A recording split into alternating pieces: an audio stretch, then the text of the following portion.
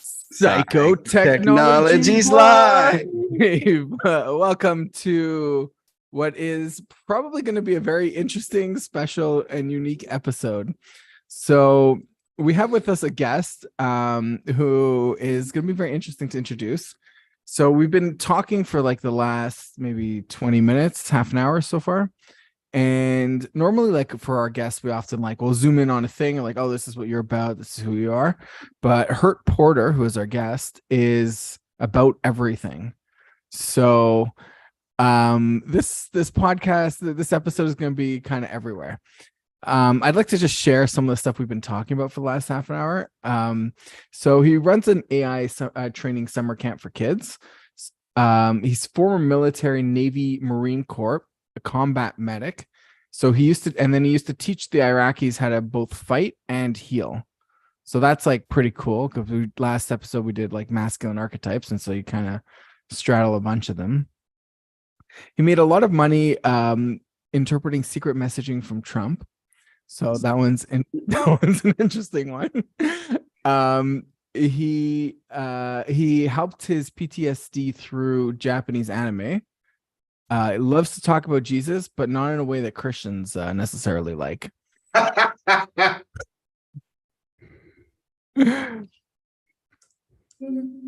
So Hurt, what's up? what's going on? I have the feeling you're gonna be oh, here's this other thing that I didn't mention before, and oh yeah, definitely. I want to go what are you working on for the next week? Maybe that's a place to start. I guess, where's your head at? Oh, my head's at for the next week.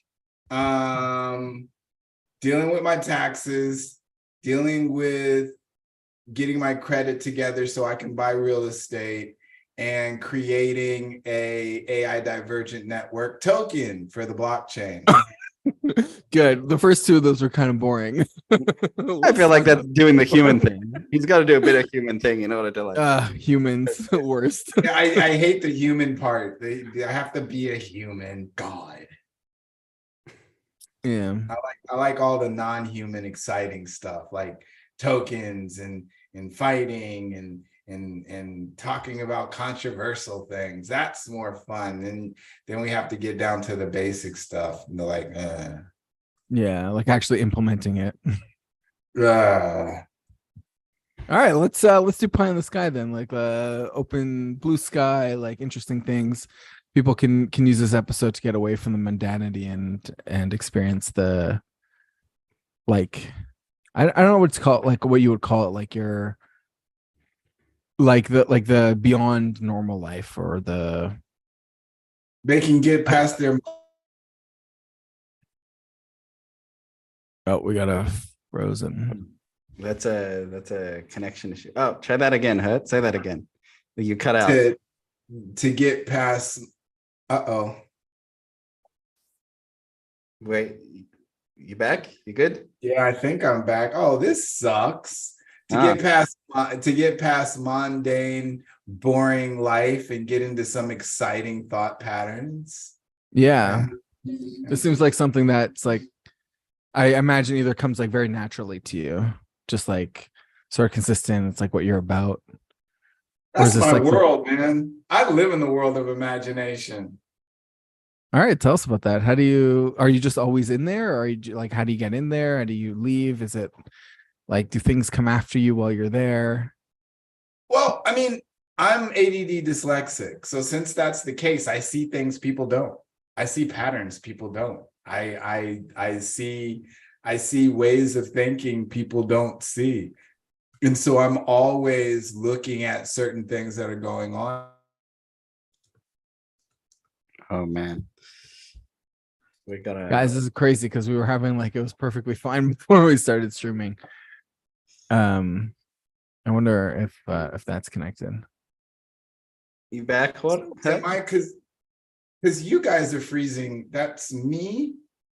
Yeah. That must be me. Doggone it. So I have no problem. I paid my internet yesterday.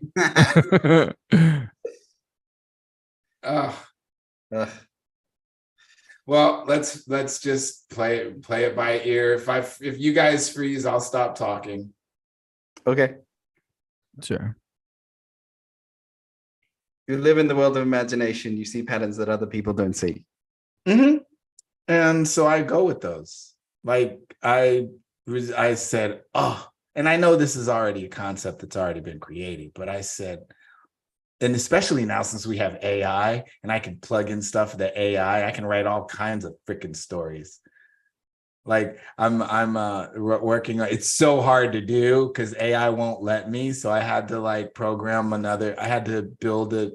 I mean, I had to use the AI that I built to pull it off, but I'm writing a book of feudal Japan where there's this small window where there was an emperor who was in rule for 2 years, like 2.5 years in Japan, but nobody knows much about him. So I'm making him a black guy from Africa. I think there's like a lot of like black people love like Japanese culture. Like they love the anime and they love like the samurai warrior. It's yeah, it's very like I it's very interesting. Like how is that? Like I don't like how does that come to be? Like what is it that's like attractive?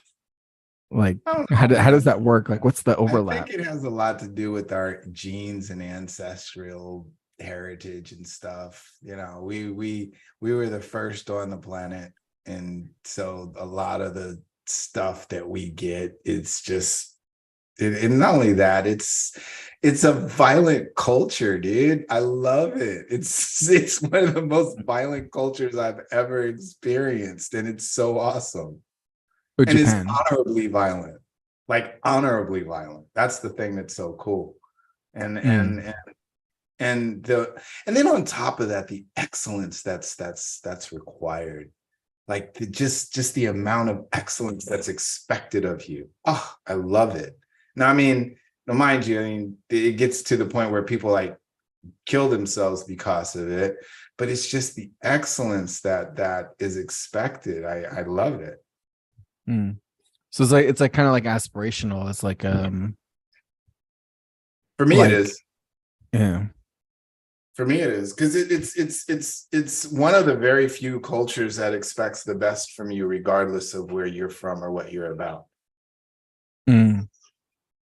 So it's like we're kind of regardless of your background. Like this is your samurai warrior. This is what you're expecting. You're gonna mess with us. This is who you're going to be. This is how you're going to act. That's like cool. Because everywhere else we go, we're always discriminated against. So it's like, right. You know, it's like, oh, you're black. Your standards aren't as high. Your punishments are high, but our standards aren't as high for you. Right. You're not going to achieve much. Right. And so here it's like, it's like very, like I guess the system is very strict. There's not a lot of wiggle room within it. And so then everybody is the same. And then you get to, and then the values that's being portrayed there of like the excellency and the honor, and then like I guess like this acceptance of violence and like this is the actual reality that we live in. And they're racist to everybody, so it's like you know, shoot, it's you don't have to worry about discrimination because they're equally discriminatory. If you're not Japanese, you're discriminated against. If you're not from my Japanese clan, you're an outsider.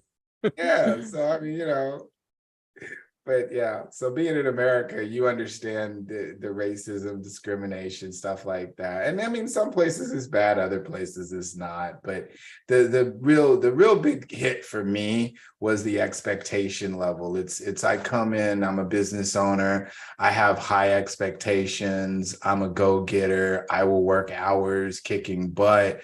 And as long as I'm on the phone, I'm safe. You see me in person, and then all these other stereotypes go up in their head.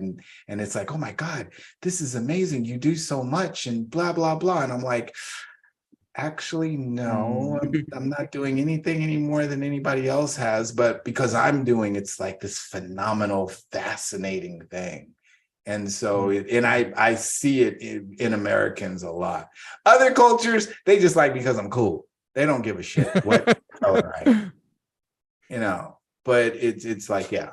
So I love Japanese anime for several reasons. So we were talking because Japanese anime helped me out of my PTSD, like big time. Because Share about that. yeah, break because that down for us. So like, well, how or what? well, Yeah. all right. So if you look at American media, it's very predictable. You've got your hero, you've got your villain, you've got your people. And if you watch American media, everybody acts the same. Like no matter what movie you watch, every person has a specific theme. Like the hero is always going to be one of three types. The villain is always going to be one of three types. You know, you're not going to have, I mean, you do now, but back 2010, 2009, the women weren't evil and violent on American media. Like Japanese media, because you can't like hurt a woman. Yeah.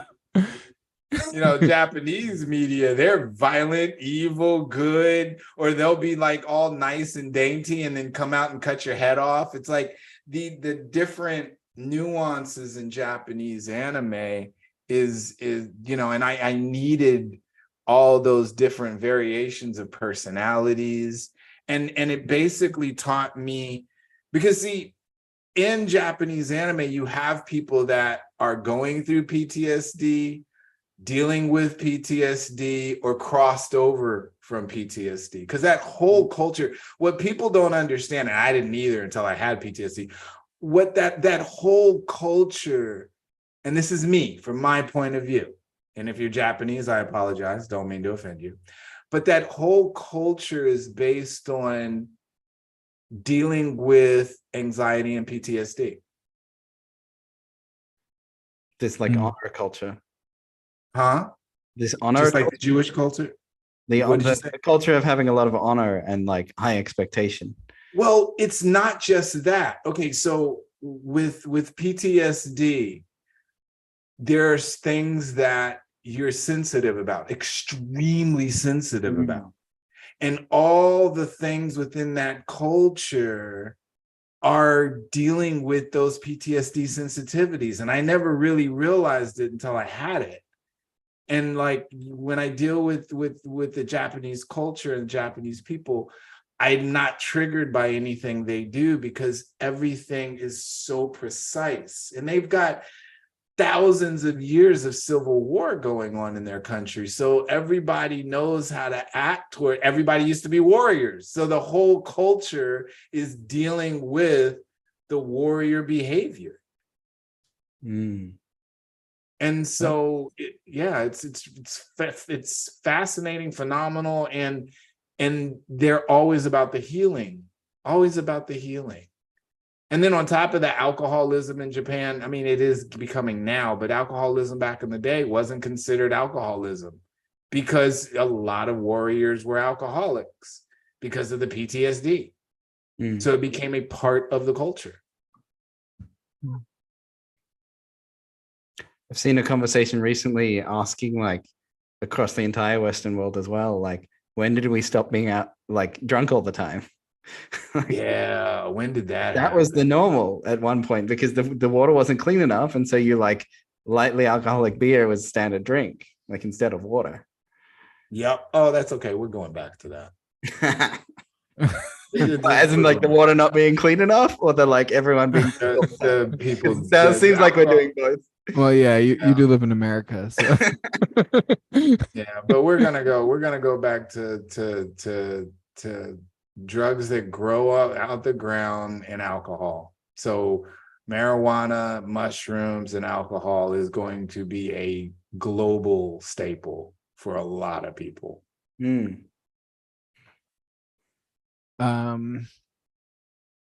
Yeah, I'm actually like curious to go more in depth on the anime PTSD, because like I know what you're saying with the anime. Like I do like anime. I do find it much more nuanced. And like when you're talking, I had images of Hunter x Hunter, and like when you're saying like with the women, and there's like I don't even know which character you're referring to because like 6 of them just showed up in my mind when you started exactly talking. You can't pinpoint. That's right, the point. Right, there's just so like there's so many of them, and like they're all different in different ways. and like you never know. Like yeah, like in Western like movies, like you see someone, you're like, oh, that like it's one of like 2 or 3 tropes, right? Yeah. And like maybe they'll get like a spin on you sometimes. But with like Yeah. the anime, it's like, well, this person has a whole backstory and they're doing a whole thing now, and they have a whole like power set, and they have a whole whole like plans, and then whole relationships with all these other people, and like you don't know any of that until you don't know what's going on until you're watching, until like you actually Exactly. watch it. And then you learn also how to deal with people with Japanese anime. Because if Tell us you more. look at There's a Japanese social anime, code that you've picked up from anime, or like yeah, how you to be don't see like relationally. you don't see like you talk about Naruto. I love Naruto. There's a character that's loud and obnoxious, and they deal with him a specific type of way, or her with a specific type of way. There's a character that's always quiet, doesn't speak. They deal with them a specific type of way. There's a character that loves to be warlike and always fight. They deal with them in a specific type of way. Nobody's trying to manage each other. If you notice, nobody's trying to manage each other. Everybody just allows each other to be them. Yeah. I love And, that. Like we manage I ourselves really- and our response, but we let other people show up any way they want. Right. That. right. Because in America, everybody wants to manage anybody. You come in, hey, what's up? Whoa, calm down, double D. They try to manage you. But in They're Japanese, like externally imposing. yeah. But in Japanese anime, the guy comes in, rah, rah, rah, and then they'll get the big eyes with the little tear. That means, okay, this is an inappropriate behavior. And then they'll or they'll like punch them. I think there's a lot of like or they'll interpersonal punch fights. them. You know, it's all these. Did I freeze? No, keep going. Okay, it's all these different types of behaviors, and you're just being taught how to deal with them, and tolerance. And I love it. That's so interesting. It like the other thing, like the thing like that stuck out for me is the punching. Like you can't punch, like in this culture, you cannot hit someone like ever. And not as an adult for sure. And even for sure, yeah, not as an adult. Yeah, let's just do that. And even kids are like told that, but like there is something about like, yeah, like even as like kids or even in the anime where they're expressing themselves, like the relationship there is a violence through the relationship, and that's accepted as we're friends or we're spiritual comrades in some way, and we're still being violent towards each other. Yeah. And you're not getting this like huge like, oh my god, I can't believe you did that, and like now society's gonna bring the hammer down on you. Right. When it's absolutely appropriate. Like sometimes it's extremely appropriate to punch somebody. Like extremely appropriate to punch somebody. Right. But you punch somebody in America and it's like, oh my God, you could have responded differently. Like that's assault and battery, yeah. Oh yeah, it's like, yeah, it sure was. It's like, did you hit him? Sure did. Did he deserve it? Sure did. Doesn't matter. It's like I don't know if you think he deserved it, but he sure did deserve it on my end. And then how does that problem with violence? How does that like tie into the PTSD? Because I normally think of like PTSD as like extremely triggered by violence, but like now you're sort of sharing. No, PTSD is the unwanted repetition of thoughts in the past. That's really what PTSD is. And then people respond to it violently, or they respond to it with depression, or they respond to it with whatever. But PTSD is more like the unwanted thoughts of the past that you can't get past. That's really all PTSD. Like being haunted by memories. They just keep that they can't get rid of. Right. And so they'll just play. And no matter what you do, they don't stop. And they just keep coming back and back and back. And you go to sleep and they're there. And you wake up and they're there. And if you don't have a supportive environment, you can't deal with it. And a lot of guys either take their lives. I know I've had a couple of friends in my life, they either took their life or they did stuff where their life was taken, because it's just so invasive. It's just yeah, it's just always there. Mm. Like I did stuff like when I came back home, there were things that I kept seeing from Iraq constantly, and playing it out in different ways, and it made me feel like a loser and unaccomplished and all these other things. And because of that, then I felt that my life wasn't a certain kind of way. And so that, yeah, and you just go on this awful spiral.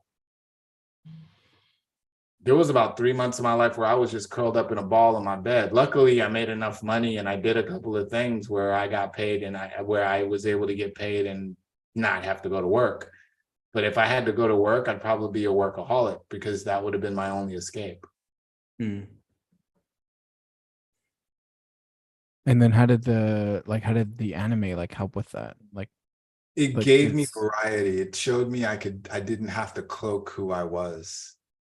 Mm. Japanese anime really helped me see that everybody ain't gonna like me and fuck them. Interesting. Sort of like giving you a scaffold of what is possible out there. Yeah.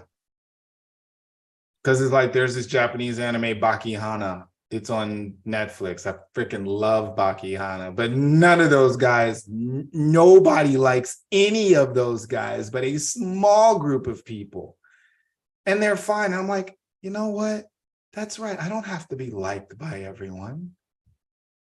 People don't have to like me.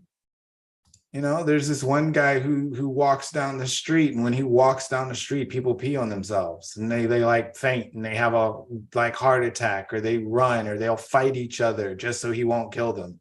You know, just and I forget his name. He's Bakihana's daddy. But he's the most terrifying person that you can meet. Even when he met the president of the United States, and the president was sweating because he was meeting him. And it was like, wow, you don't really have to be liked. You only have to have a behavior that is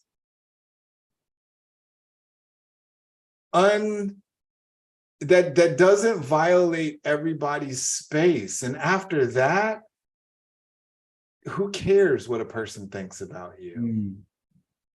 And when I got that, I was like, because a lot of people with PTSD wear masks, and they wear social masks. Like they act one way socially and act another way privately. And so when a lot of guys come home, they're exhausted because they had to be this specific type of person. Japanese anime showed me I don't have to be that. People either like me or they don't. And if I have to reach across the counter and pull somebody over it, well, I'll just go to jail for it or have to pay for it. But if that happens, it happens. And it's no big deal. Japanese anime helped me understand that. So I'm a lot less aggressive, a lot less violent than I could be, because I realized that I don't have to worry about that stuff. This is who I am. This is what I'm capable of. Cool. Let's go. Mm. Yeah, that's pretty amazing. It's like I'm like humbled by your ability to just like fuck it and just do it, live your life. And it was like, hard. Just like acknowledge like the boundaries and then do whatever you want, like within them. Yeah. That's my boundaries. And then like, and I had to gain boundaries along the way, because I don't deal with people who are afraid of me. If a person's afraid of me, I stop dealing with them immediately. That's my rule, because I've dealt with too many people that were afraid of me, and I'm trying to show them that they don't have to be afraid. No matter what I do, they're still afraid. I am a lion. I am a tiger. There is no way I can be a goat, a sheep, a cow, a bull. I am a tiger. And I feel like that's like beneficial for both sides. Like if I am showing up in your life as a tiger, I actually don't need to be in your life. I'll find other friends who appreciate being a tiger. But if I'm a tiger, you're just going to be anxious around me all the time. Neither of us are going to enjoy this experience. Like, don't worry. See you later. You go over there. I'm going to go over here. Yeah. Like, find a way that we can both have a world where we don't piss each other off by accident. Exactly. Because if you're a sheep, you're always going to be concerned I'm going to eat you. Right. Yeah. It doesn't matter if I don't eat sheep. It doesn't matter if I don't eat sheep or if I'm a vegetarian tiger. Doesn't matter. You're still going to always be afraid of me eating you. Mm. Right. And in that sense, the space solves that problem. Yeah, I'll give you your space because I'm going to tell you right now that predators are not the dangerous ones. It's the prey. Prey in the human prey are more dangerous than human predators. Because say that again. Did I freeze up? I was gonna say, like, I think the predators tend to be more like controlled and disciplined, and then the prey tend to be like impulsive and yes, you know what they're gonna do, they're chaotic. like one of these like dogs that are like German shepherds are less dangerous than a horse because a horse is just gonna randomly kick you, but the German shepherd knows, like, I'm only killing the things I'm supposed to be killing. Exactly. And so you're a predator and you get around prey will push the button on you. He growled, call the cops. And they just play out the patterns, I find, as well. And like, you can't stop them. Like, anything you do makes it like it's just like they're just living in their own reality. And the laws and everything cater more towards them than us.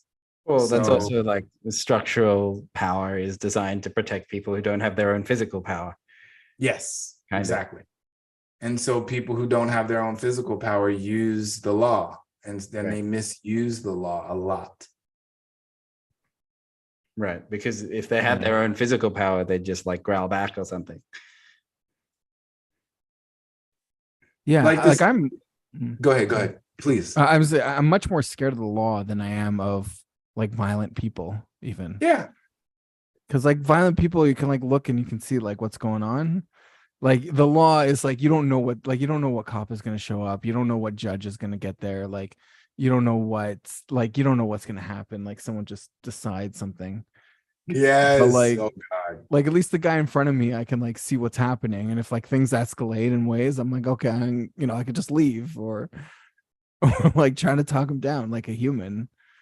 And you're done. Yeah. Or like you get into a fight and like this shit happens. But like, I'd rather get like punched in the face than go to jail. Like 100%. Me too. Because in jail, you're going to get punched in the face all the time. Right. Then it's like designed, like there's no winning. You don't win in jail. You just lose less, maybe. Yeah, you just lose less. Yeah, that's it. You lose less. Yeah. I'm curious. So I happen to really like the drama triangle, which has victim, hero, victim, perpetrator, and rescue. It's like a triangle of it's used for stage and it's used for like making interesting drama on stage, but then also it's applicable relationally as a like psychotherapy technique. And this is like, I have seen the way that we kind of use this. I'm curious, like you seem like you like the predator more than the victim, right? That's like the role. What sort of advice would you give to someone who's finding themselves feeling like a victim to like better enjoy where they're at, or better like shift to being more like a predator than a prey? Like, how would you help someone who's like, but I'm the victim? Because, well, first of all, you are a victim. Right. Okay. Accept where you're at. First step. Yeah. Accept the fact that you've been victimized and you are the victim. Nice. Now what? Right. What do you want to do about the fact that you're the victim? We heard you. Yeah. What are you going to do about it? Now what?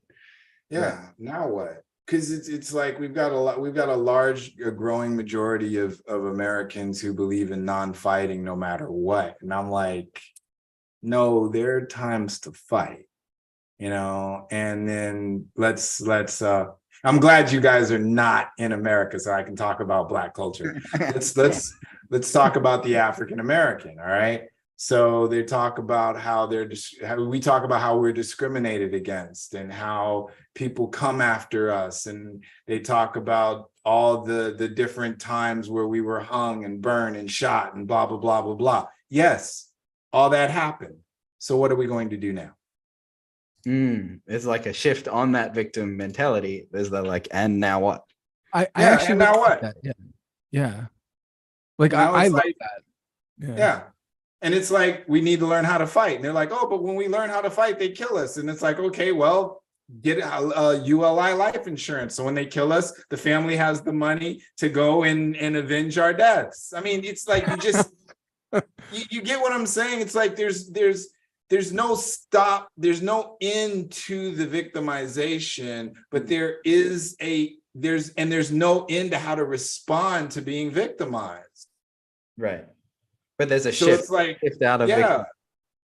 So it's like, hey, they're killing Black folk. Awesome. Black folk, everybody get life insurance. Because if we can't stop, the life insurance people will stop, because they're gonna have numbers.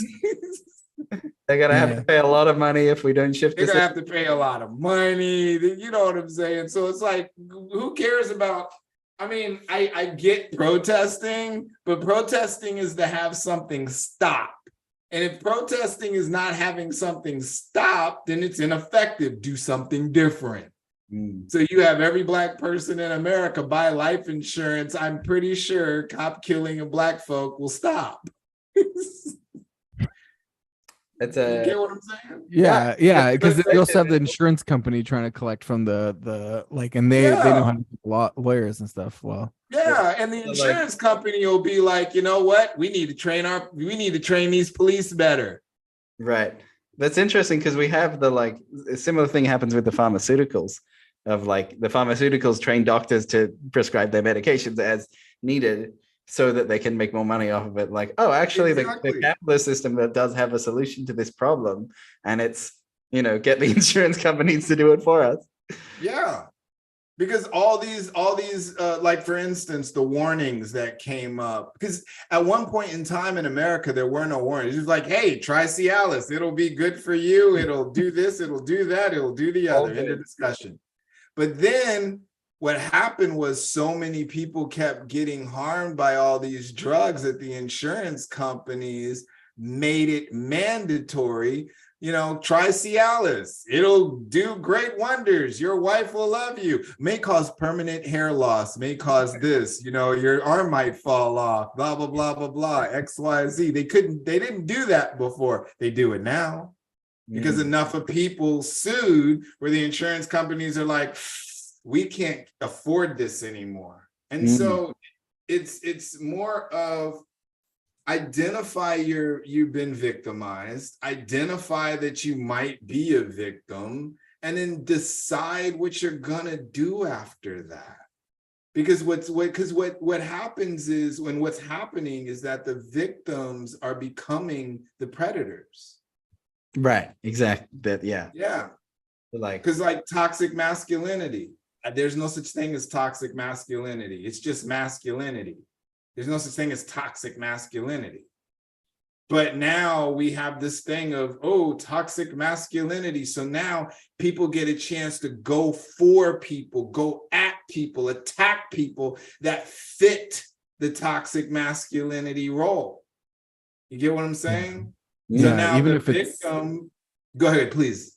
Yeah, like, even if it's just like, the thing to me about the toxic masculinity is, like, it's created like a bias against just like being openly masculine in general.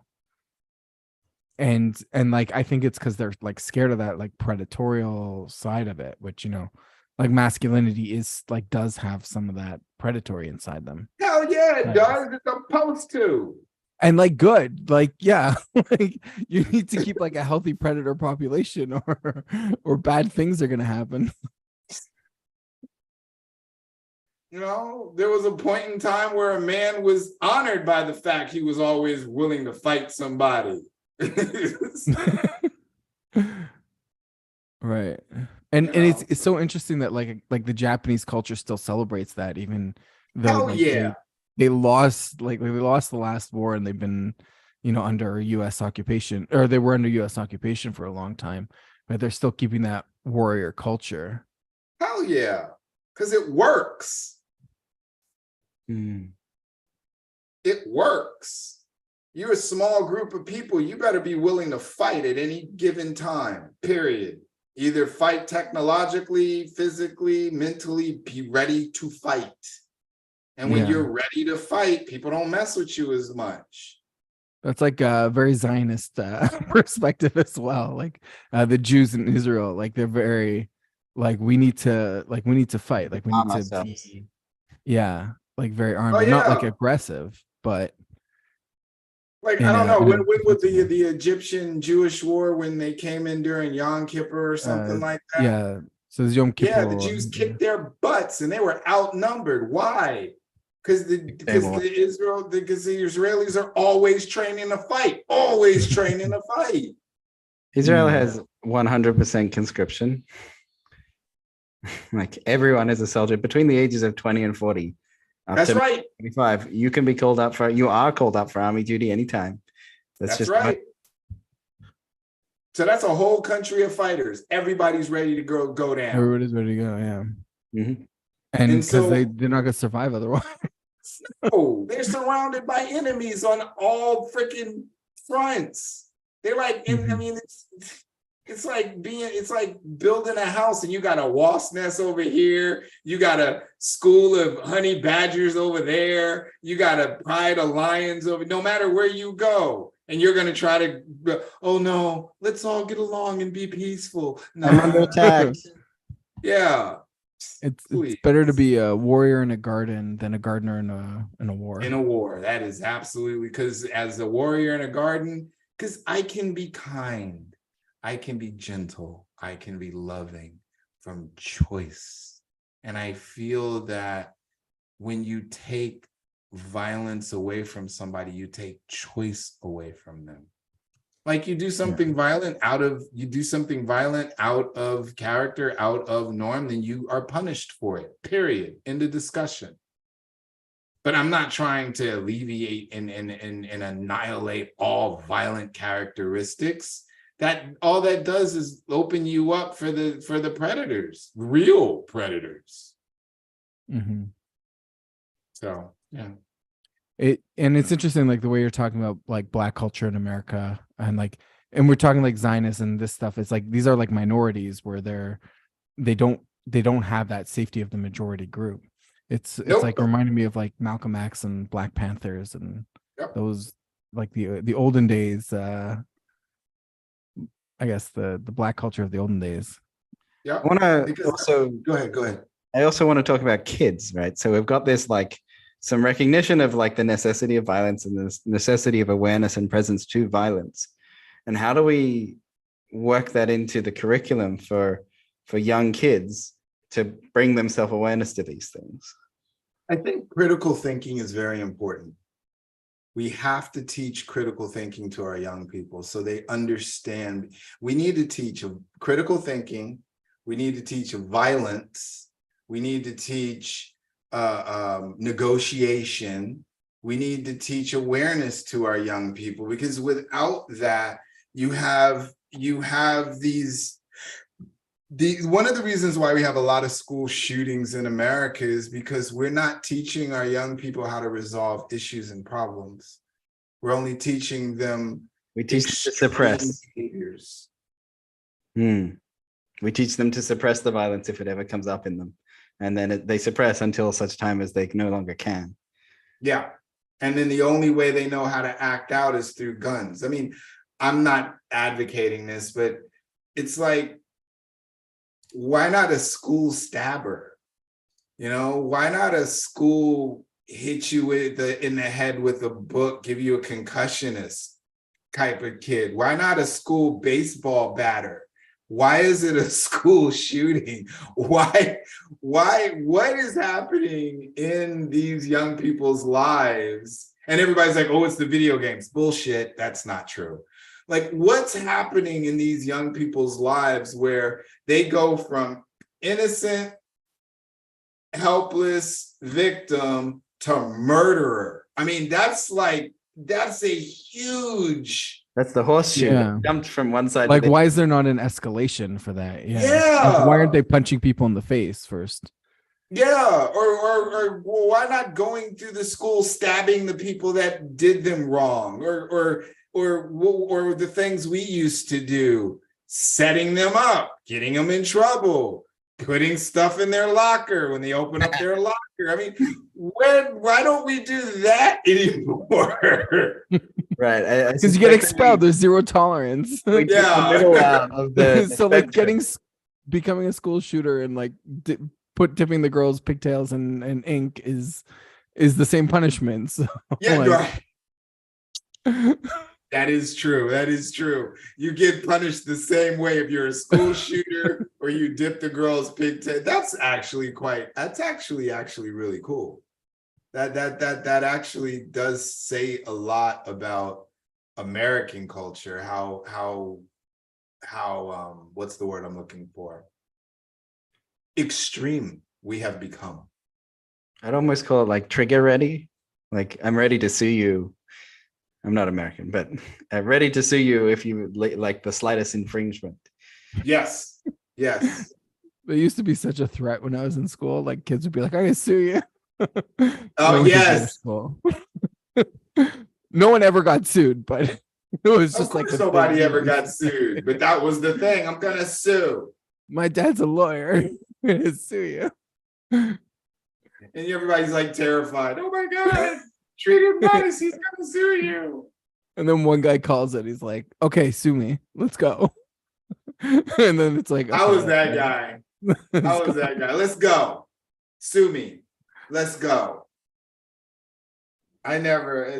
People are like, oh, well, I'm gonna stop doing this if you do that. Okay, fine. Let's go. Yeah. And then there's also a certain level of independence we have to teach our young people. We have to teach them, because right now in America, the atmosphere is everybody needs to get along. And therefore, since everybody needs to get along, individual wants, desires, dreams, and goals need to be tamed and cartelled. And so it benefits the whole. It's like, right. Well, we do as a society. The society probably wants to teach people to get along with the thing that is the great body of society, that everyone sort of coheres. It's society's job to invite other people to cohere with us, like be in line with us. But it doesn't teach you things like getting ahead in society. It doesn't teach you like getting what you want. It teaches you how to like fall in line, which is a valuable skill. But and also it's good for society. But we're not teaching people how to get what they want and then also work out how to coexist. It's not good for society. It's good for organization. Right. Because a society is built by individuals. Right. You can't really have society without individuals, but you can have organization and regimen and all of that without individuals. And I find that a lot of countries, not just America, we're killing the individualism of everybody, and we're going towards that everybody looks the same kind of situation. But I feel that that's how children and young people have to be dealt with. And I also feel that we have to teach our young people violence. We've got to bring back boxing into schools. We got to bring back martial arts into schools, and we have to make it mandatory. Like, oh, then everybody's going to be fighting each other. Some people will, others won't. Yeah, but they have an outlet for it. Yeah. Like, yeah. It is weird that like fighting is not like mandatory taught or like expected to be taught. Fighting should be a mandatory thing, because you're not going to be a child forever. Yeah, and adults that can't fight are the scariest adults. Bruh, adults that can't fight are very uncomfortable to be around, because you have to behave a certain kind of way around them, because any form of something that may frighten them, they will attack with a vengeance. And the funny part is, adults who can't fight use people who can fight to enforce their world. That's the scary part. They can't fight, but they'll surround themselves with a whole lot of people who can. Right, because they feel they can't protect themselves, and so they find it necessary to surround themselves with people who they feel will align themselves with them and then protect them. Yep. I'm like, Go ahead. I'm kind of reminded like of Zootopia, where like that's kind of like the Yes. Right, the sheep take the over. sheep are the ones that, And- yeah, because like they're like the herd is better, almost better at organizing. They're not necessarily better at like getting the goals of like what the organization should do well, but they are better at like kind of just doing what just naturally organizing. Yeah. One And person then does one thing, we all do it. It must be right. right, and it's like nobody's really paying attention to where it's going or what's going on or how to move it, but like at least like, oh, at least we're all together, and like whatever is Right. it's gonna be other things that are destroyed, not us. Right. Never mind, curious those about- things are the things we need to survive. But it's I'm curious about the people who have, and I suspect there's in my whole generation, people who have got into adulthood without learning violence. And so they are now adult bodied, but don't know how to be violent. What are we supposed to do with those lovely humans who just haven't worked it out, haven't figured out what it is to be a violent person or to re-tap into We our protect them. Do we- Protect them. Do we need to teach them how to be violent? Like give them a They don't want to learn. There's nothing we can do about it. So we have to just protect them. Just Right. That's it. Hold on 1 second. I got to turn on my light. Is there like a pathway to inviting them to learn how to be responsibly violent or? Well, no, I mean, because we got the Amish in America. You can't make an Amish person be violent. Right. We can't make anyone do anything, but is there like a way to invite, like open the door, like, hey, do you want to see what this is like? Do you want to try this You on? you always make violence available, and you Mhm. always make it, and you always create it. You always create violence where the right people are teaching it and the right people are qualified to teach it. But there's no way that you can make everybody violent. It's like protect the weak, teach the ones who are willing, and let the ones who are not willing do what they need to do just away from you. Mm. Period. And as long as that goes on, you have a balance of existence. Anything short of that, then one group of people is imposing their will on the other. yeah, it kind of does. Like there are like, I think society is somewhat strided by that as well, where there are places that you go to that are like more like, I guess, seedier or lower class or something, where you are more likely to like see a bar fight or see something happen. And like it's weird.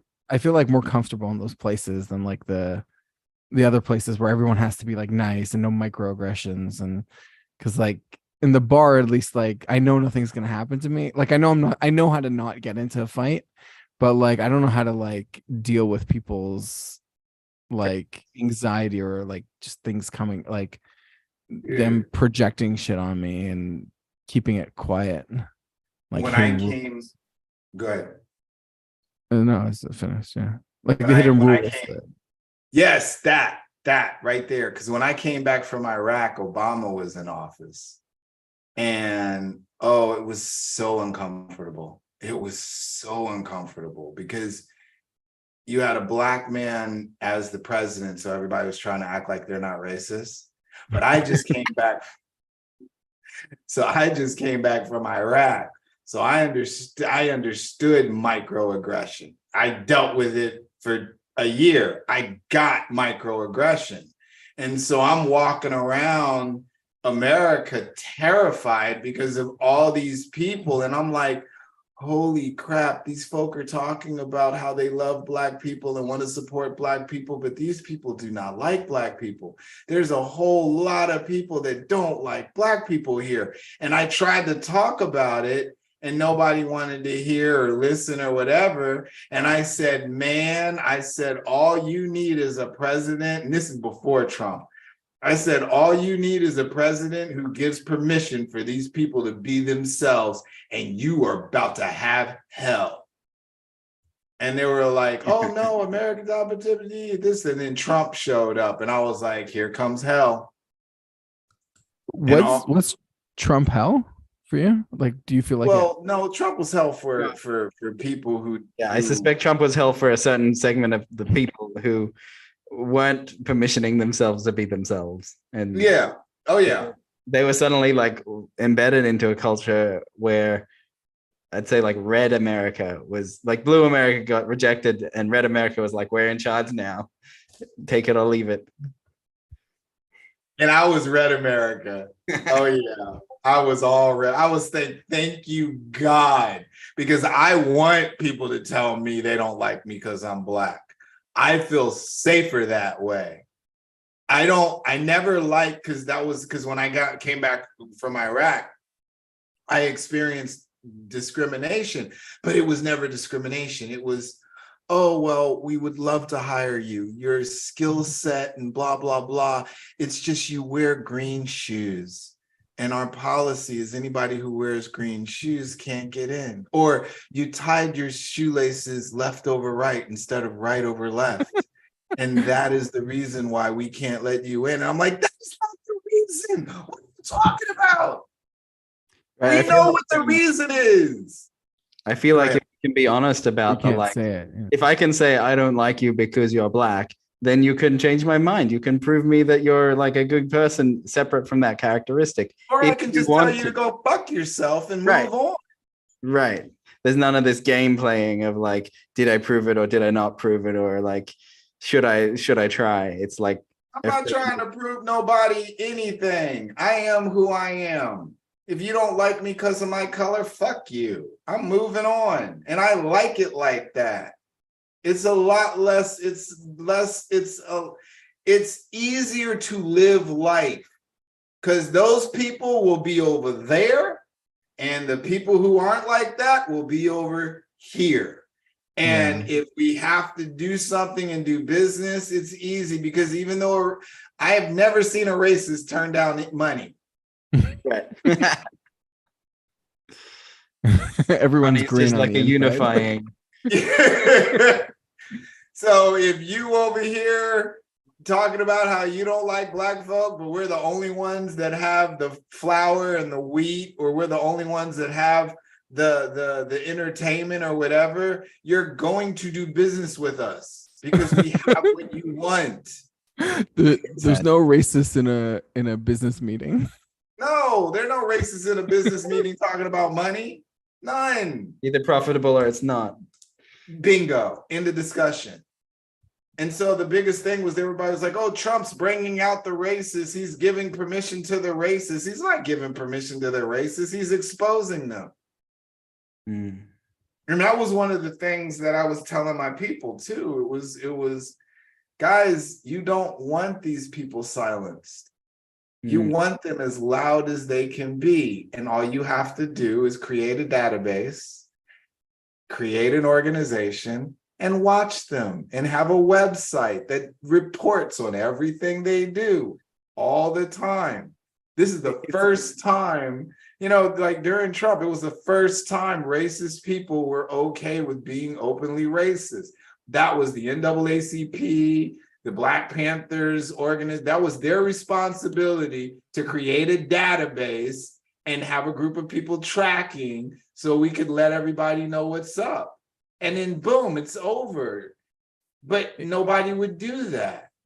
It's interesting because like the thing you're talking about is like it feels very similar to like getting canceled, or like nowadays if like you get called racist or something racist happens, like you get canceled and you're out of you're out of the in group. But it's I guess like it's interesting. I never thought about it this way before, but like part of the reason it's so bad is because there's so few people that get it, right? So like it's like you get like sniped versus if it's like, oh, there's actually like a whole society of racists and now you can just like hang out with them, then it's like the getting which is kind of nowadays where now everybody's a racist, so you can just like join them. Exactly. Like now I'm into the racists and the anti-Semites. Exactly. And then the thing about it is that the anti-Semites, they get theirs. We got B'nai Brit. We got all these different organizations. I mean, like Kanye West, he got his. You're going to get yours if you show up and you're not appropriate, and you create an atmosphere that's uncomfortable, you're going to get yours. So I don't need to spend and waste my time trying to make sure you don't expose yourself. If you expose yourself, you're going to get yours, period. Because there's organizations and stuff set in place that will punish you for your behavior. That's how it should be. And it's more explicit is the other thing I like, is because like you can come out and you could be like racist, and then you could talk about it, and like there are a bunch of people that like actually do like, I guess, racist conversion or something. Yeah. And like you could just go get help for that and then like move on with your life, as opposed to like having to repress it for Exactly. and then it like shadows and comes out in like weird ways. Yeah. The demons behind our suppressed thoughts, those are the worst. Yeah.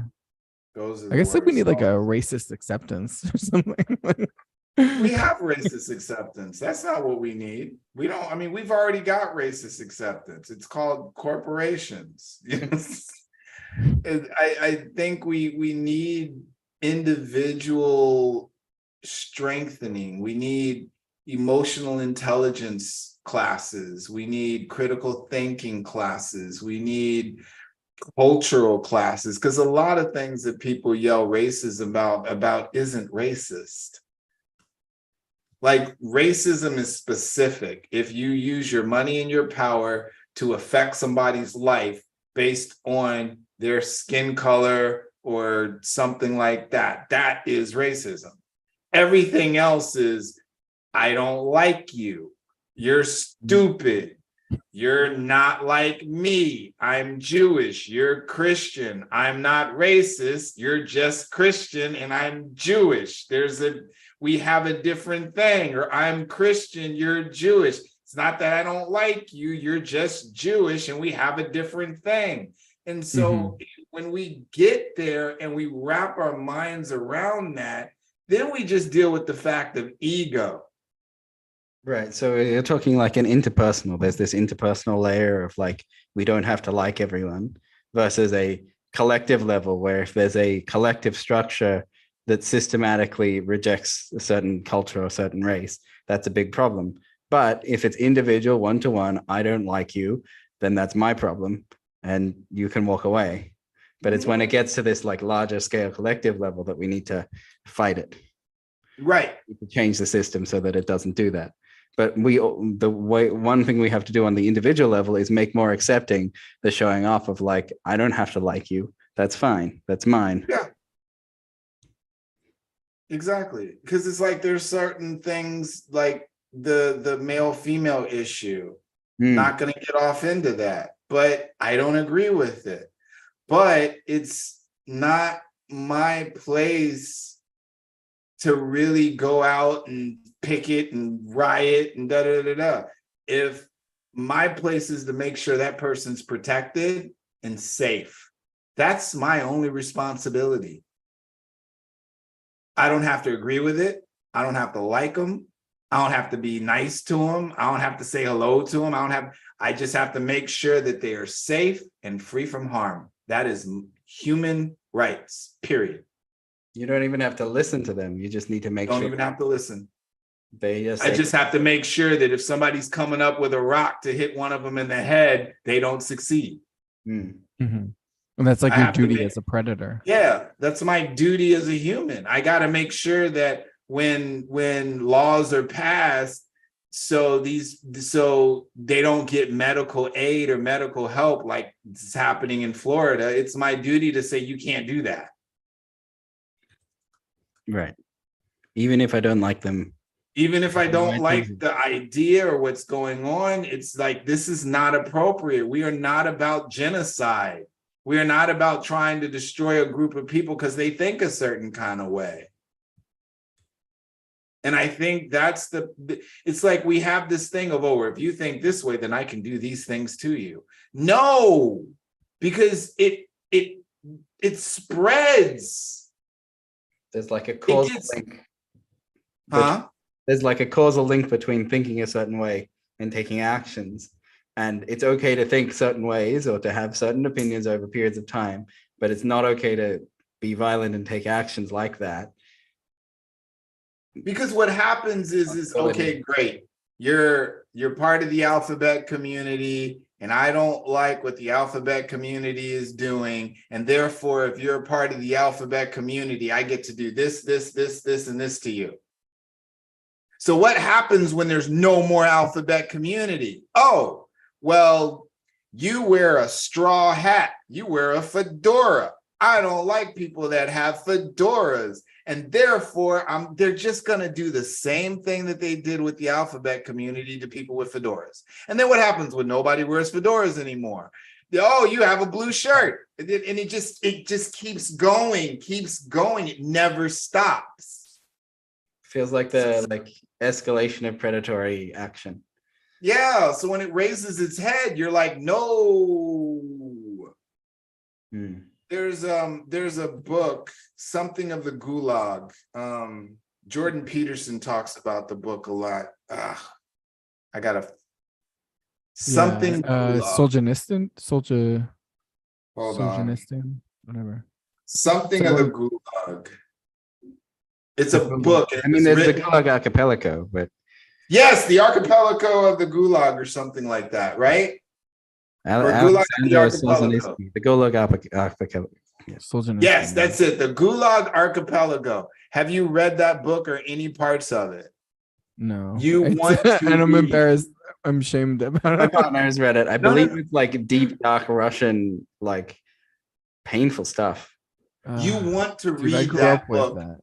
You want to read that book, and it's disturbing. You'll probably get PTSD by the end of it. Disturbing stuff. Yeah, I grew up on Holocaust books because I'm Jewish, and so we just learned that stuff, and so then the Gulag of the Archipelago will definitely not surprise you. Yeah, that's the thing. It's all this stuff is like people are like shocked about it. I'm like, dude, I grew up like this is what I thought was normal. I didn't realize like other people don't see the world this way. Yeah, it's like me. I grew up on Black slavery stuff. I grew up on Black history. Everybody in my family was either history majors, studied history, was either part of the Black. My uncle was Martin Luther King's bodyguard, crap like that. So I was surrounded by this stuff. So yeah, I know exactly what you mean. Yeah, it's so crazy. Like talking to people, like we talk to a lot of people like want to reform society, and like sometimes I just like get, and I'm like, I don't understand like how we're not connecting. And like halfway through the conversation, I just realize like they don't know history. Like, they just have like no sense of like they're like, oh, the Holocaust is so long ago, and this like primitive culture, and I'm like, no, like this was like last week. Days. Yeah, exactly. And then on top of that, if you read the Gulag of the Archipelago, and it's so funny that I don't know the title, but I read the book. It talks about how the farmers were discriminated against. Now, one of the reasons why they had the famine was because they considered, and this is what I mean by it never stops, it just keeps escalating. They considered if you had a house and you had land, you were wealthy. These farmers weren't wealthy at all. They were farmers. And so they literally took all these farmers' lands. They took their house, they took everything from them. And then there was no more farming going on, therefore no more food. People get plunged into famine. All these things happen based on trying to be in front of something, be in front of a problem. You cannot be in front of a problem. You must address the problem, deal with the problem, and keep moving forward. This is why you have to teach children courage too, because it takes courage to allow someone the freedom to be until that freedom of being intercepts with your freedom of being, and then you do something about it. But until then, you do nothing about it.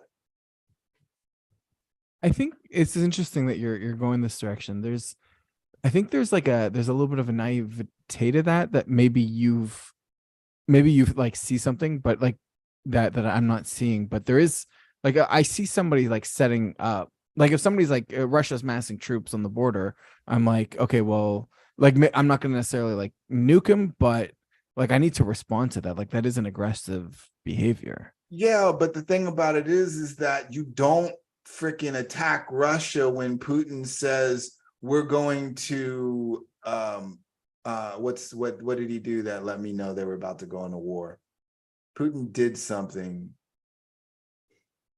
There was something, and I can't, because it happened a while. It happened 3 years before Ukraine, and he did something with the economy, and I was like, oh shoot, we're going to war.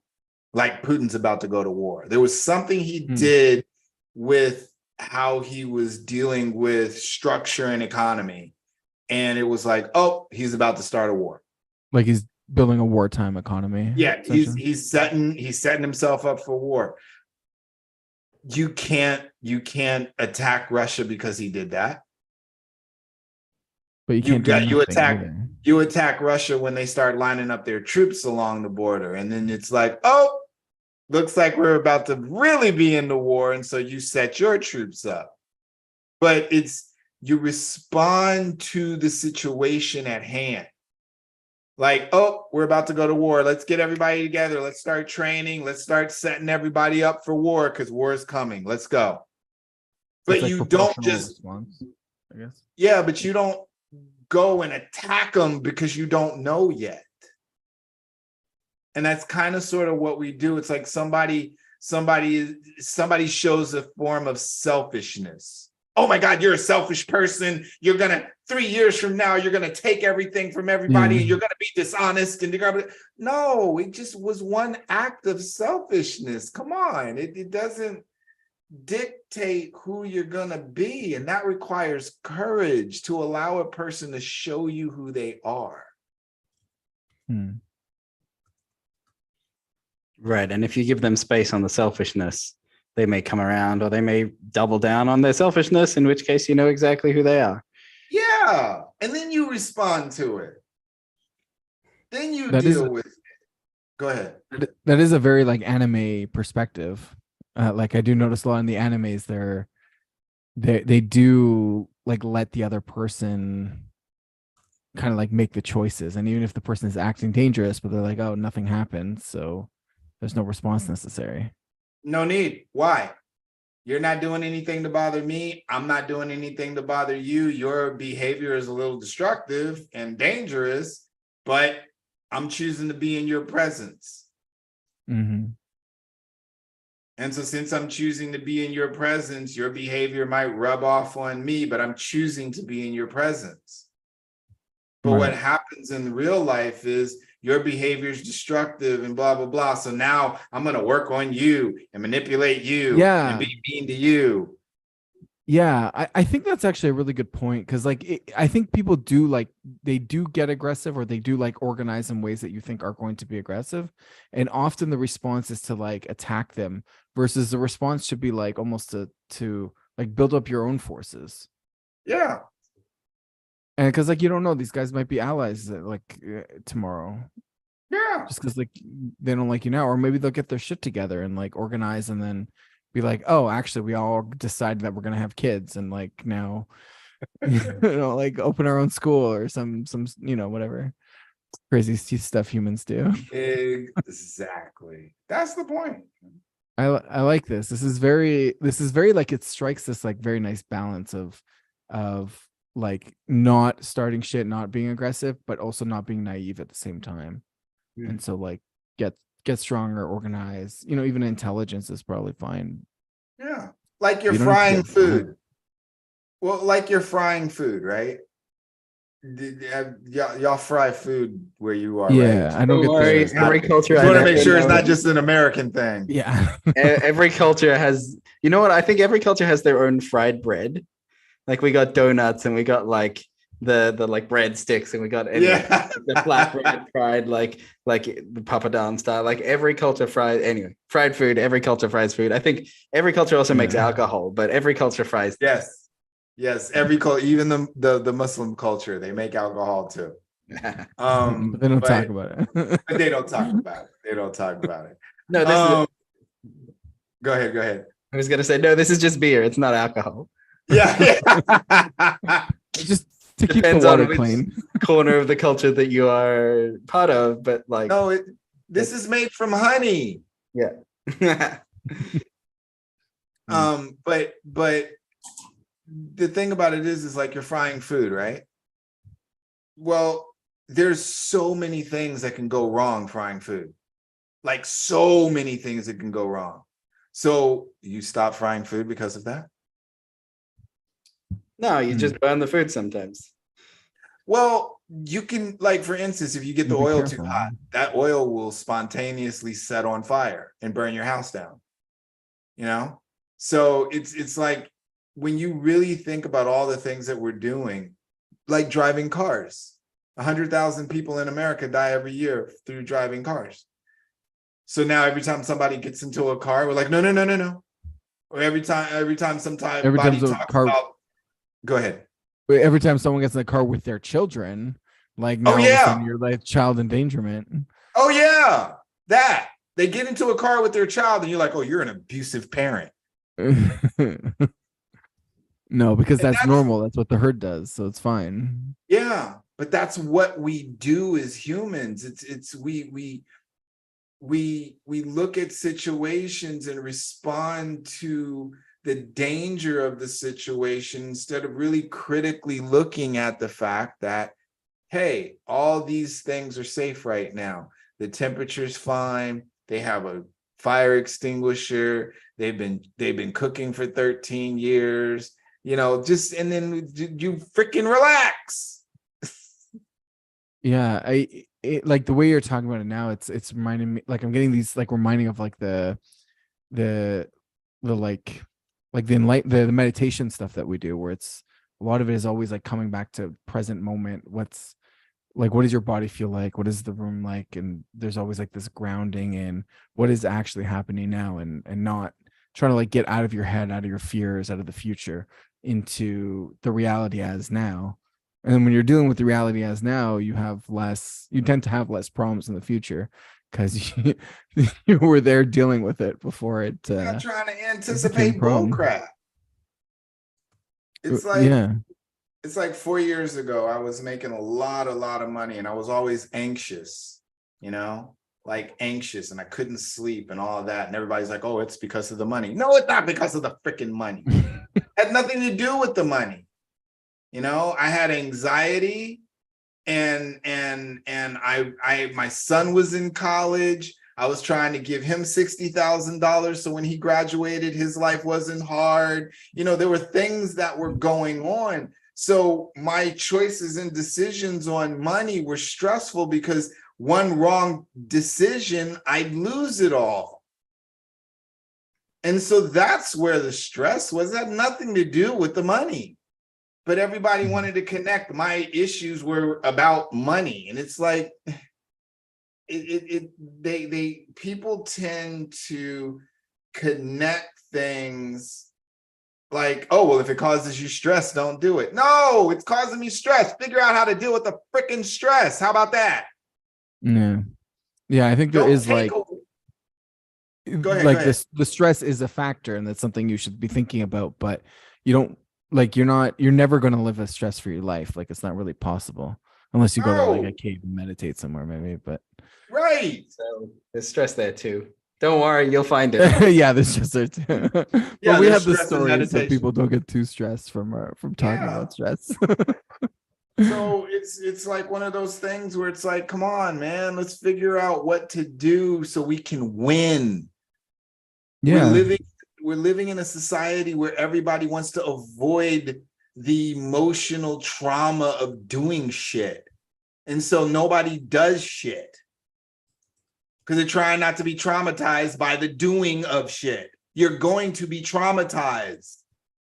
Figure out how to deal with the trauma. You cannot protect. Go ahead. I tend to say, you can choose your suffering. Do you want to like die of obesity, or do you want to like work on the diet? Like, right. Bingo. You can choose your suffering. Like, which one do you want? It's like, I work with children, and it's like I'm going to experience trauma with children. Why? Children are murdered, they're molested, they're ignored, they're neglected.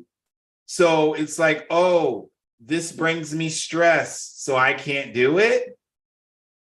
So I take all the skills and the talents and the knowledge and all that I have, that I have applied to young people making a difference in their life. And I have to take all that away because I don't want to be stressed out. No, I figure out how to deal with my stress. I manage my life better. If you're stressed 9 times out of 10, you're probably not managing your life well. Yeah. So, Do you love the stress? do I love the stress? Yeah, I fucking love the stress. I love the stress. I love all types of stress. If I'm not stressed, I'm bored.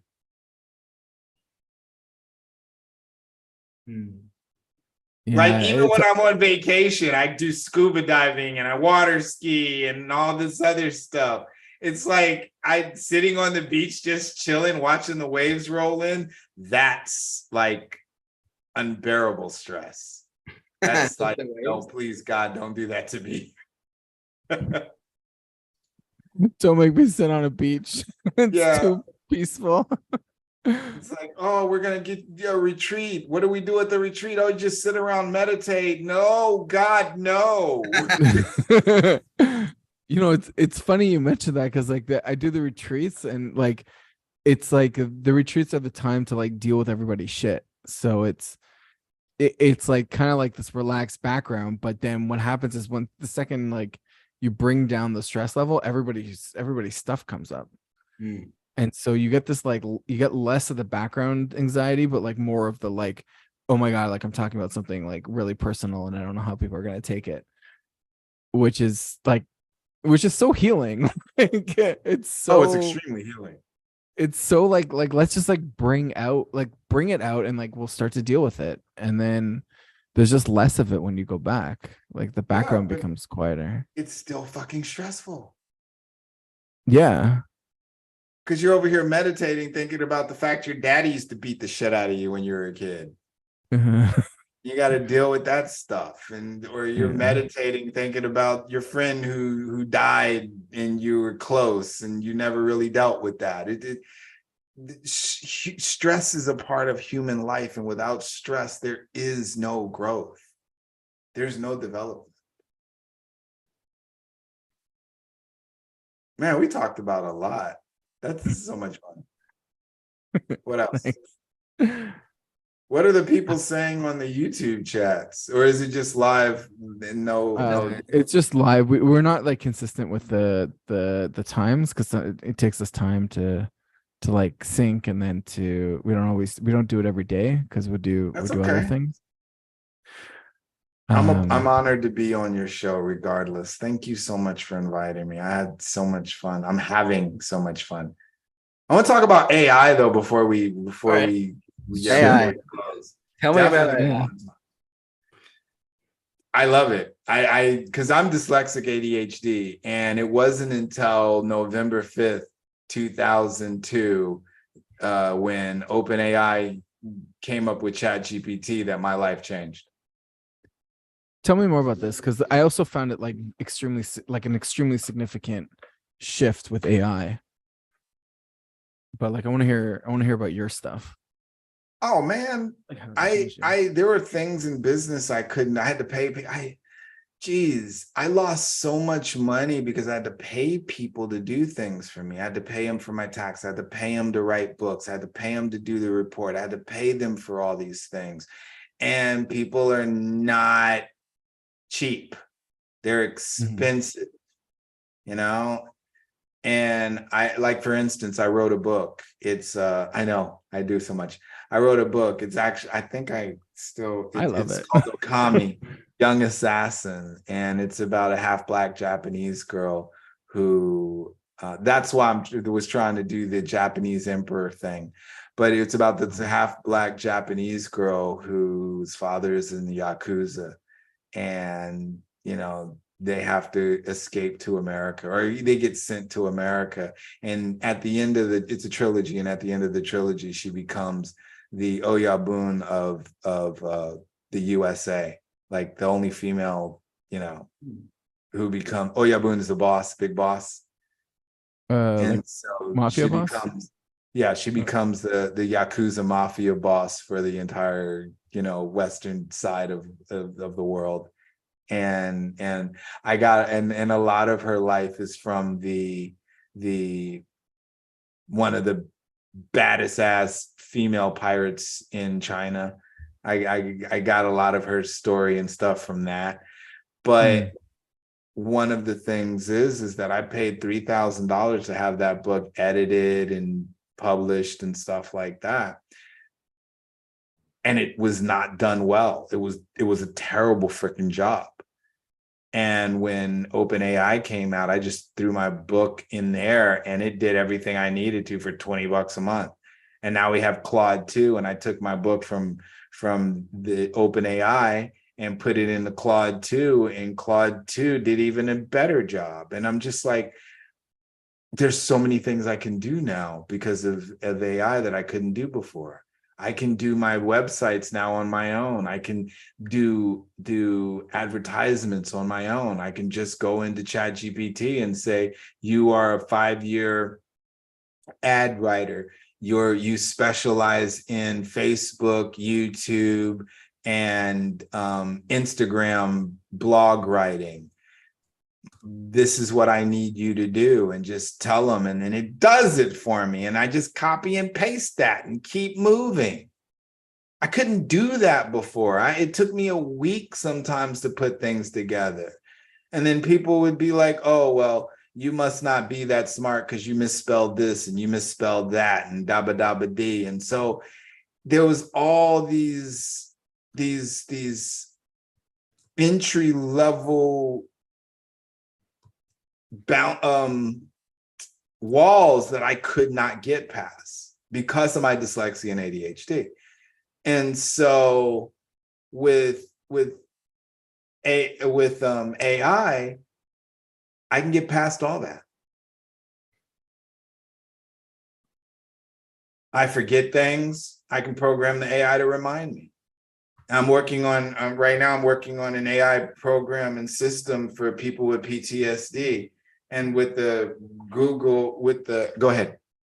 Oh, no, we have a friend that's developing an AI for like an AI therapist, like a general therapist. We have more than one. Yeah. Oh, we have more than one. Yeah. Yeah. Well, you have another one. Yeah. Well, now we got 3. We should put it all in the same room. Because it's for instance, like, have you ever heard of HeyPi? HEYPI? It's an empathetic AI. And it's freaking phenomenal. All my kids use it. Like, I mean, you got to be 18 to do it. So they get their parents' permission. But all my kids use HeyPi, and HeyPi literally walks them through emotional trauma. Wow. That's incredible. Yeah, like they're having problems with their parents. They talk about their parents to HeyPi. And HeyPi says, a parent should never say that to you. I'm sorry you have to go through that, but they are your parents. So here are a couple of ways to deal with that. My son, he's 23. We got into a really bad argument. It was my fault. I screwed up, but we got into a really bad argument. I hurt his feelings deeply. He went to HeyPi and just dealt with HeyPi, and then came back to me with this letter. And then we talked and we hashed it out and we fixed it. And I was like, man, your emotional intelligence, how you do things, where'd that come from? And he's like, I just talked to HeyPi, and HeyPi told me how to deal with you. Damn. That's powerful. Yeah. And HeyPi is still in beta version. Everybody's like, oh, the AI is going to take over the world. Let it. I'm cool with that. We've been under so many different regimes. Like Genghis Khan killed so many freaking people that there was a population drain at one. There were so few people on the planet because of Genghis Khan. I don't think AI is going to do worse than that. Yeah, they say that the temperature dropped because he just like depopulated Yeah.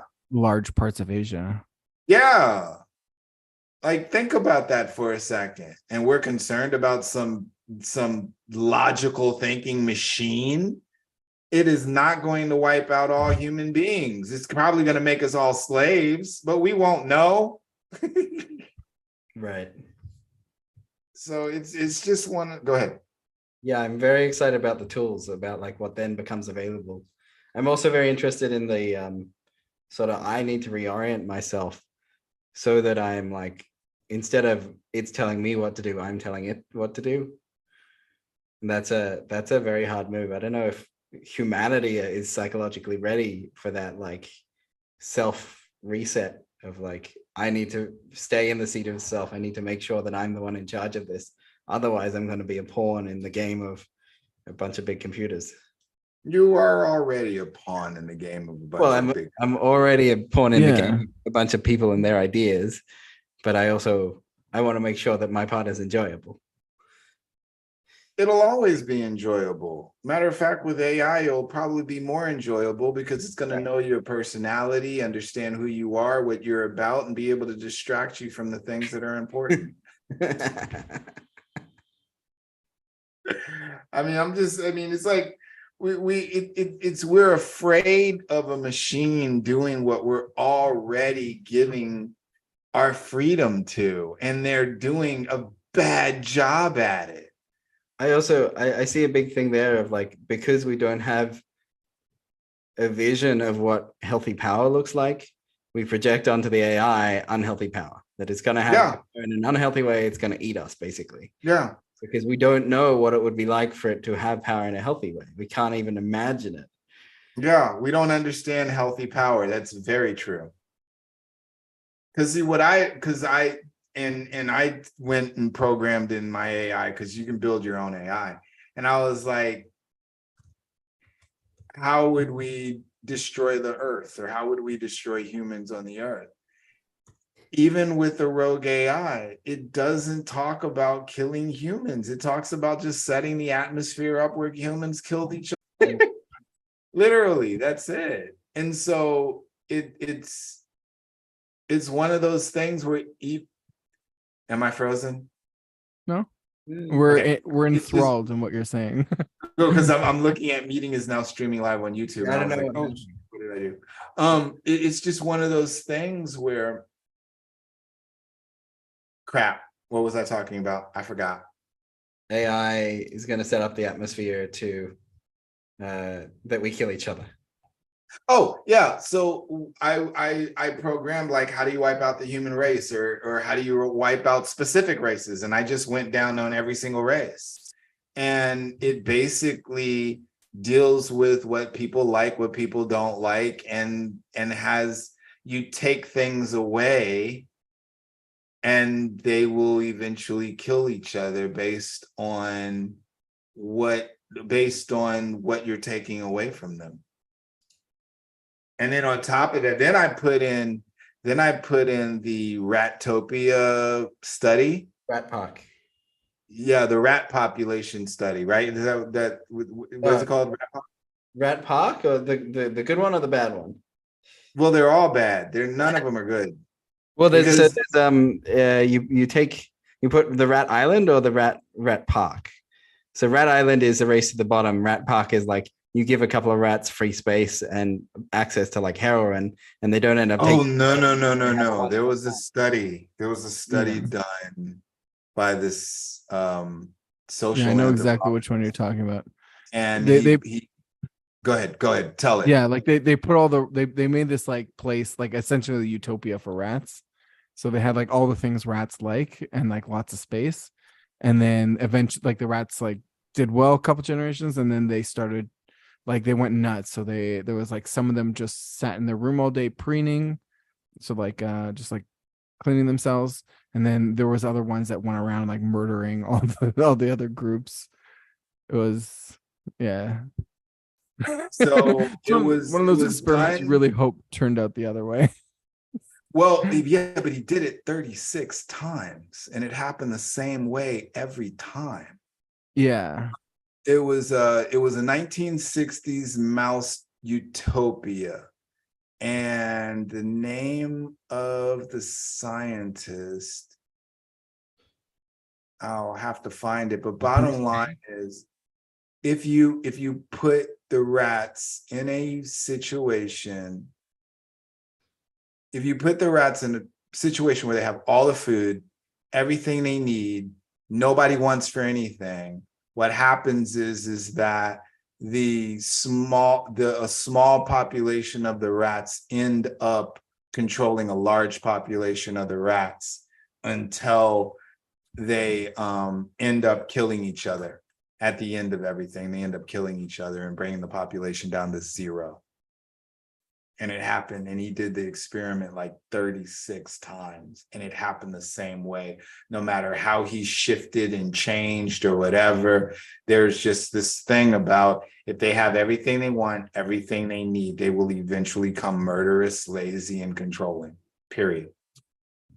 You think that's how AI is gonna wipe out humanity? Is just give us everything we need? No. That's how AI basically set up to wipe out humanity, was just give them everything they want, make sure that all these things are done, and keep them oblivious of what's happening around them to the other people. Don't let them put together patterns, and anybody who has patterns, you turn the people against them, and the people destroy the people who see the patterns. Shit. Yeah, like that feels like it's already happening. Exactly. It's already happening. We're already doing it. It's just the fact that now you got AI that can calculate to the infinitesimal amount of personality and behavior shift of what's going on. So now you can catch it sooner. Yeah, and if AI is able to to see patterns quicker than humans can, and like more thoroughly, then like if no human can see a pattern that AI is not gonna see, then it can design the world in such a way that these are all just normal.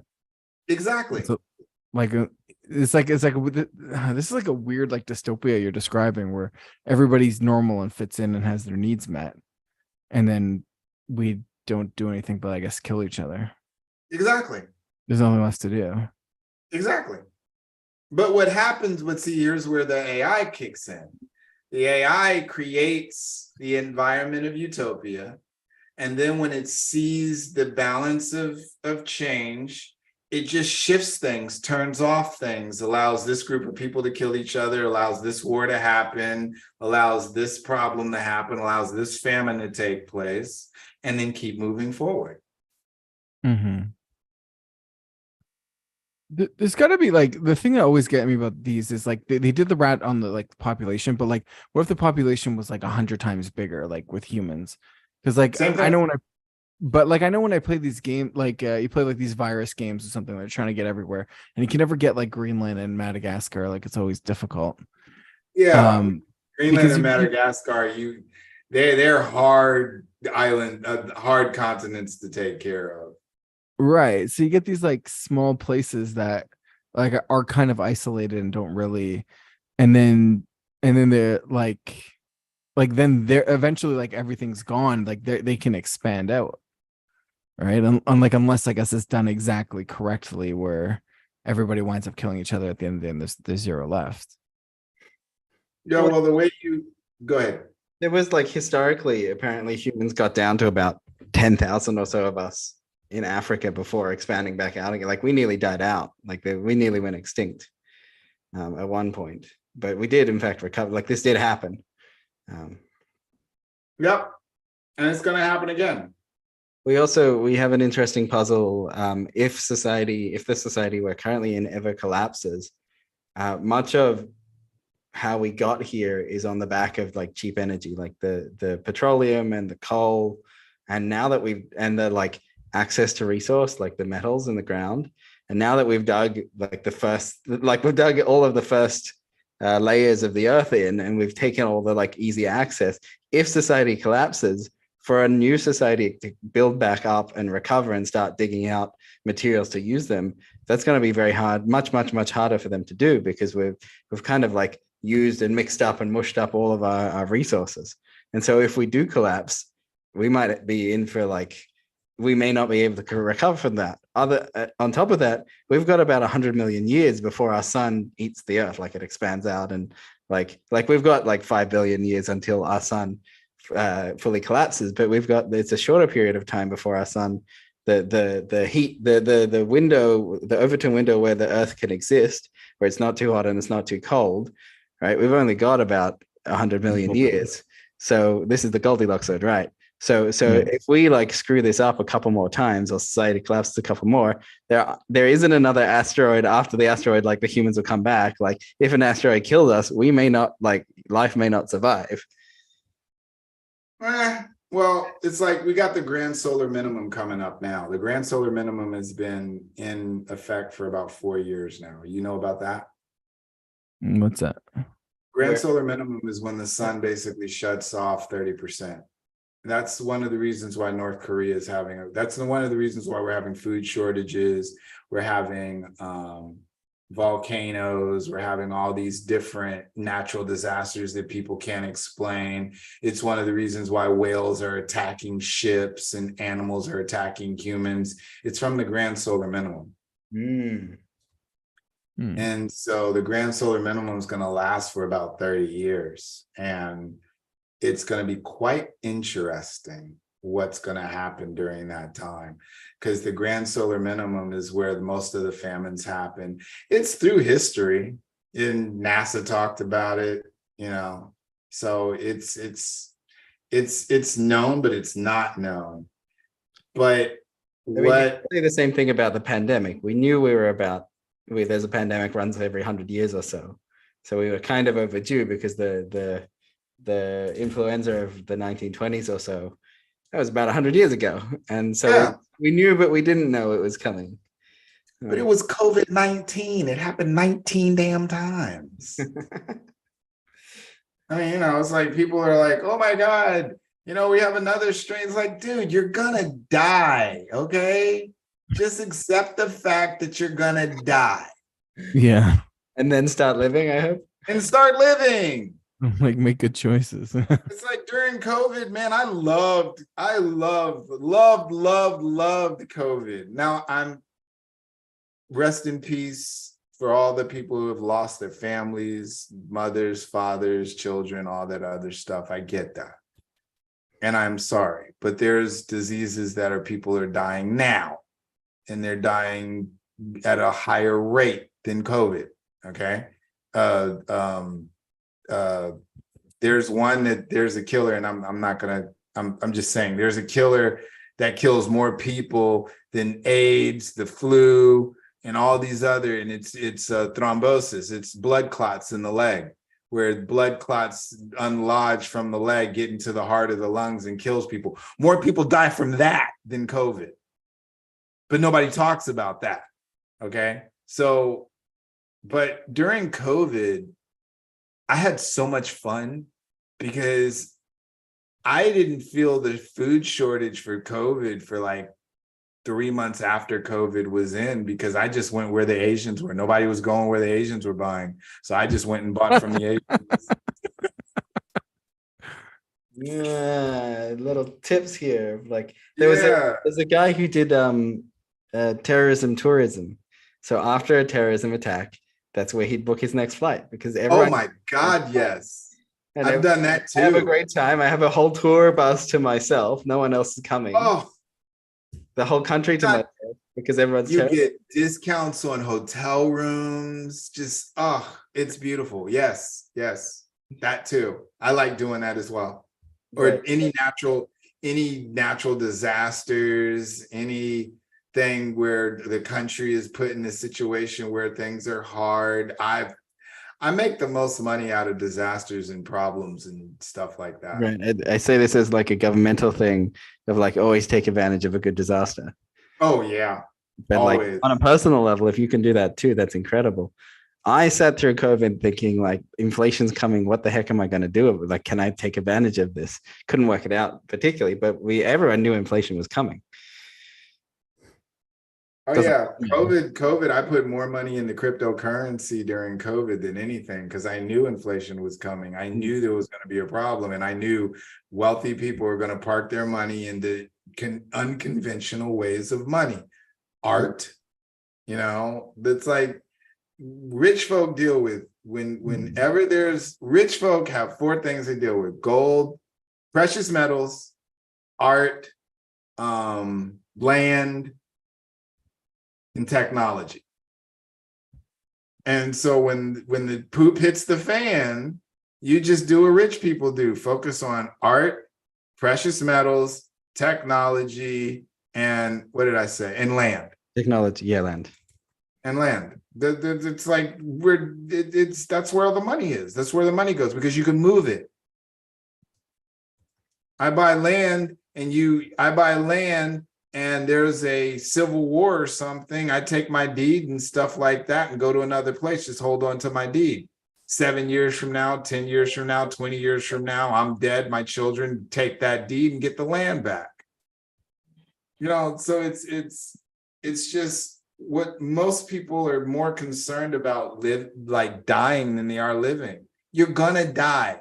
You're gonna get COVID, you're gonna die. Or you're going to get COVID, you're going to get sick. Or you're going to be around COVID, nothing's going to happen. One of those three things are going to happen. So what are you going to do with your life? How are you going to take advantage of this? Like the Uber drivers, they make so much money. So it's just that. But but people like us are rare. We are the ones that control the world. We're the ones that run the world, period. Because it doesn't always feel that way. Say that again. It doesn't always feel that way. Yeah, but we're the ones that will do the podcasts. We're the ones that will go out and take a chance. We're the ones that say, I'm Jewish. I'm going to wear my hair the way I want to, and I'm going to let the world see me like this. And fuck you if you don't like it. We're the ones that do that. And we give freedom to other people to be themselves too. And that's the bigger thing. It's like when we live our lives the way we want, we give freedom for other people to live their lives the way they want. And that's how we control the world. That's how we make a difference in the world. Because if you guys stop doing that, stop doing what you're doing, there's people who watch your podcast who will never have. If you stop doing it, there are people who watch your podcast that won't have an understanding anymore that you brought to the table. It's gone. So you have to really get the contribution to the world that you are. Like you are an extreme contribution to the world. If you're talking to 5 people or 500 or 500,000, you are an extreme contribution to the world, and never ever underestimate your individuality and how it makes a difference in the world. Just don't.